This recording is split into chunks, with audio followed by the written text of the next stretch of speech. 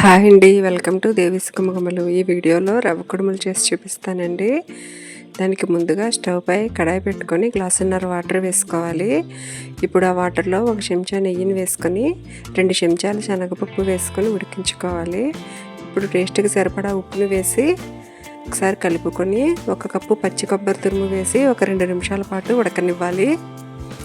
ఇలా 2 నిమిషాలు ఉడికిన తర్వాత 1 గ్లాసు రవ్వని వేసి కలుపుతూ ఉడికించుకోవాలి. స్టవ్ని మీడియం ఫ్లేమ్లో పెట్టి ఉడికించాలండి.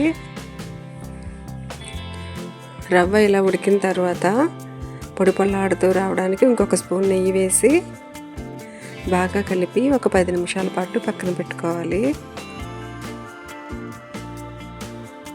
ఇలా 10 నిమిషాల తర్వాత తీసి చేతిని తడి చేసుకుంటూ ఉండలు చుట్టుకోవాలి. ఇలా పిండినంతటిని ఉండలు చుట్టుకొని ఆవిరిపై మరో 10 నిమిషాలు ఉడికించాలి. ఇలా 10 నిమిషాలు ఉడికిన తర్వాత తీసుకుంటే ఆవిరి కుడుములు రెడీ అండి.